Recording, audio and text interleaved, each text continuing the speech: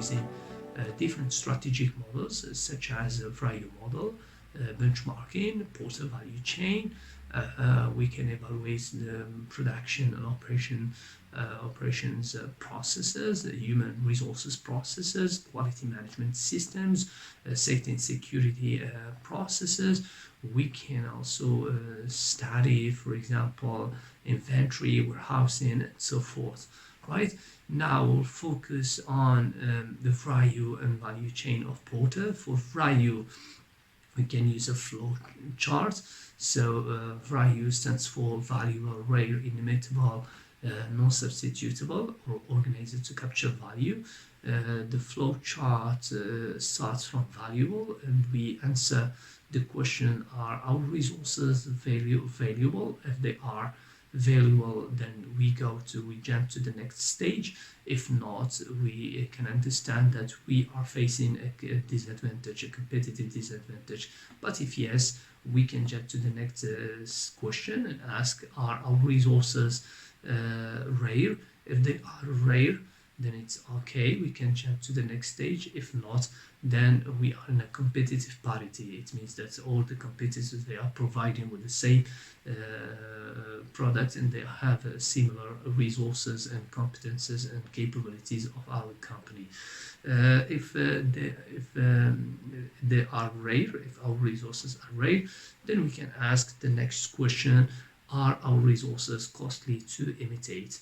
If they are not, then temporary competitive advantage in the future. So will be not, because the others can use the industrial espionage and industrial also spy. Okay, so costly to imitate, then we have to ask if our firm is well organized to capture the value. If not, then also we are in a temporary competitive advantage.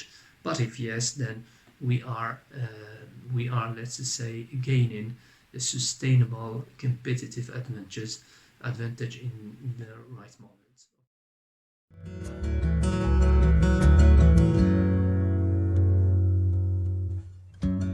Now for the value chain, of course, this tool can help on understanding what are our primary activities and what are the secondary or the support activities of the organizations.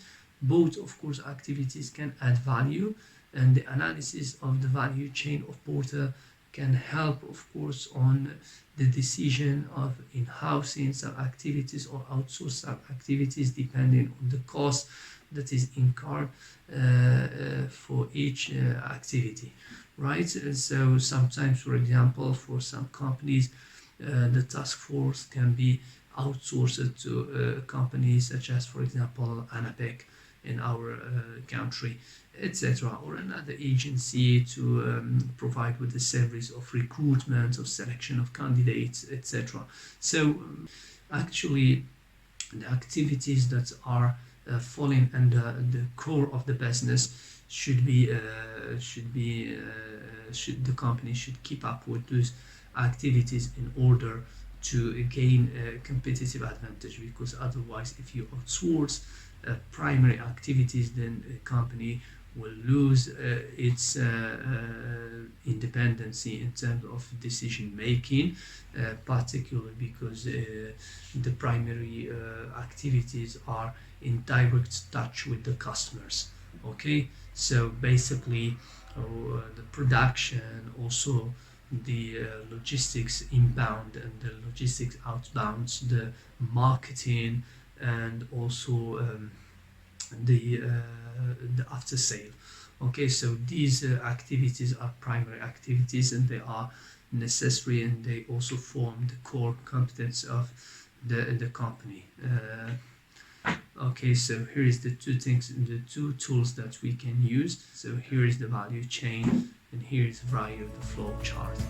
Thank you for your listening.